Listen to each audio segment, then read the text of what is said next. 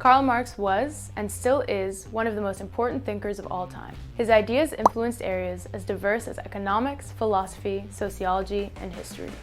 But his fundamental contribution was to put forward the simple yet profound idea that capitalism is built on exploitation. In this video, we'll tell you about the life of the author of the Communist Manifesto.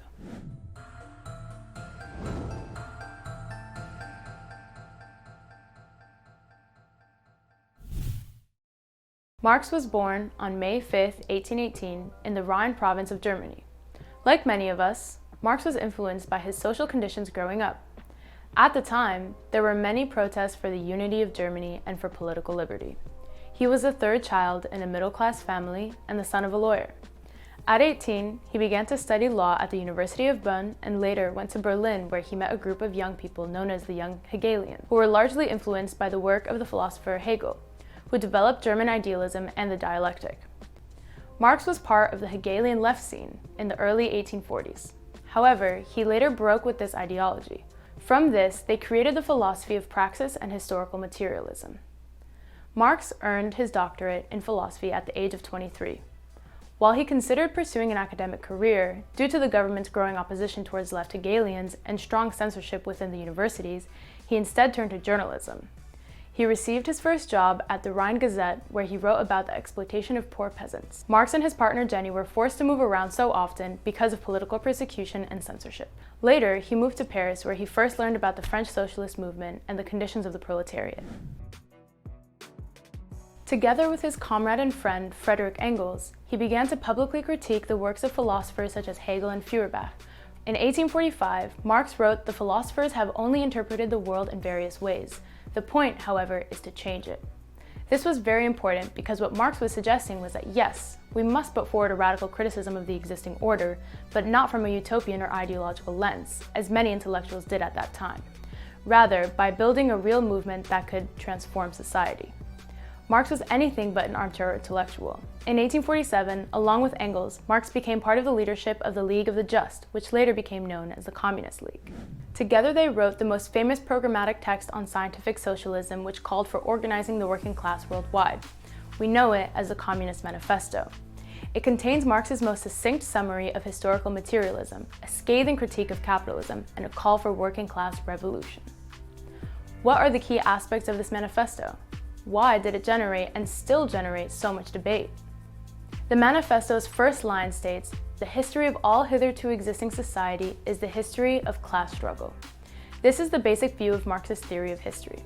And while class struggle was recognized as a factor in the history by bourgeois writers before Marx, what he did was recognize that class struggle was a force of social change.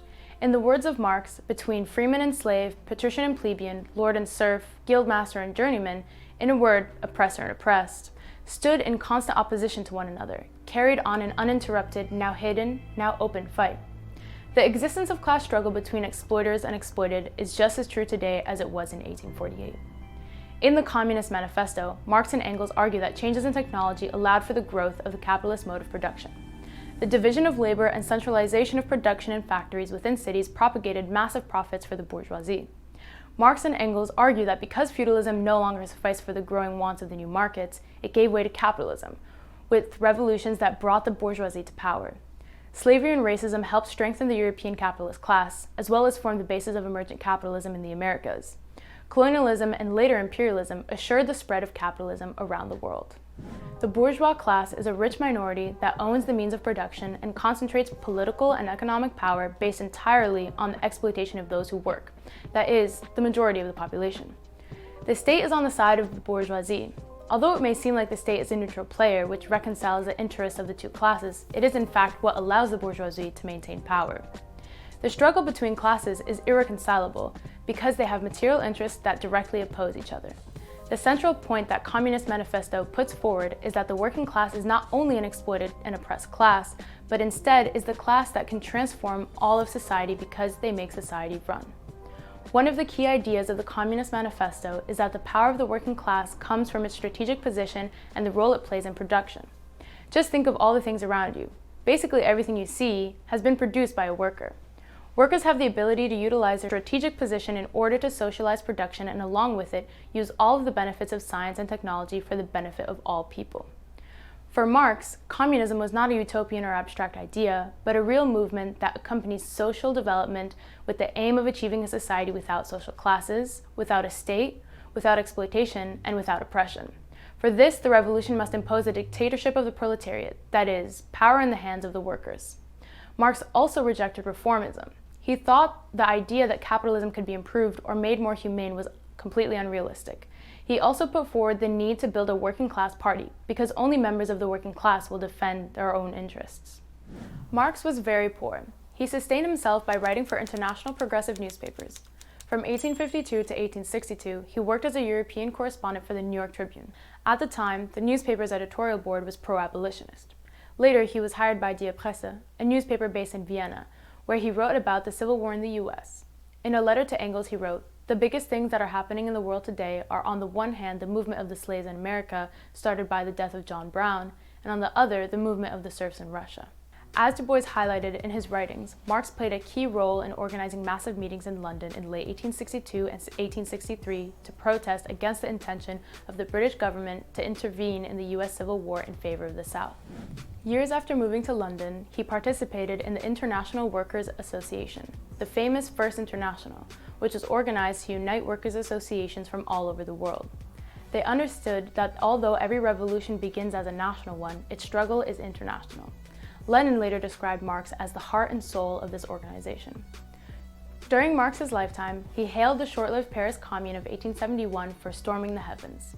He wrote about these events and the conclusions he took from them in The Civil War in France, where he describes it as, "It was essentially a working class government, the product of the struggle of the producing class against the appropriating class, the political form at last discovered under which to work out the economical emancipation of labor."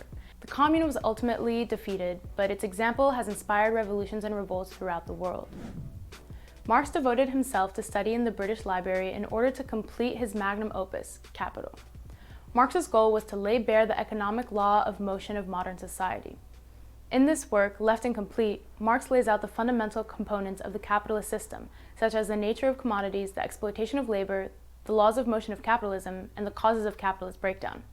Marx's ideas in Capital remain hotly debated by both scholars and militants to this day. Marx was a militant revolutionary until his death in London on March 14, 1883. Many of his critics say that his ideas are old or outdated, or that the working class is weak or that it no longer exists. But that's totally untrue. The working class is made up of more than 3 billion people, many more than when Marx lived. The working class today is more precarious, more exploited, and more international, and is largely made up of women and people of color. The working class has grown exponentially, and both the ruling class and the union bureaucracy are afraid of the power we have to fight. Marx is still right, and the working class is the only social force that has the potential to lead the fight against capitalism and to truly transform the society at its roots. Fuck 12 is anti-capitalist.